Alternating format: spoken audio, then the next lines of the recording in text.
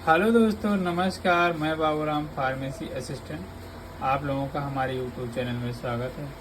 जैसे कि दोस्तों, आज की वीडियो में हम बात करेंगे मुल्तानी कूका कफ सिरप के बारे में कि इसका प्रयोग क्या है और इससे हमें लाभ क्या मिलता है।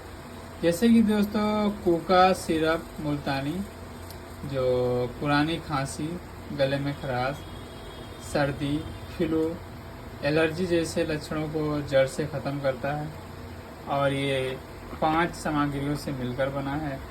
जैसे तुलसी जो शरीर की रोगों को प्रतिरोधक क्षमता को बढ़ाता है, और दूसरा है वासा, यह कफ को पतला करके बाहर निकालता है। और कुलजन तीसरा है जो सांस लेने से दिक्कत को दूर करता है। और चौथा है ईस्ट मधु, यह गले के रोगों में लाभदायक है। और लास्ट है पांचवा जो है पिपली, या कफ को उत्पादन होने से रोकता है। ये 5 सामग्रियों से मिलकर यह सिरप बना है और ये बहुत अच्छा होता है और इससे बहुत अच्छा लाभ मिलता है और ये काफ़ी पुराना कफ सिरप है।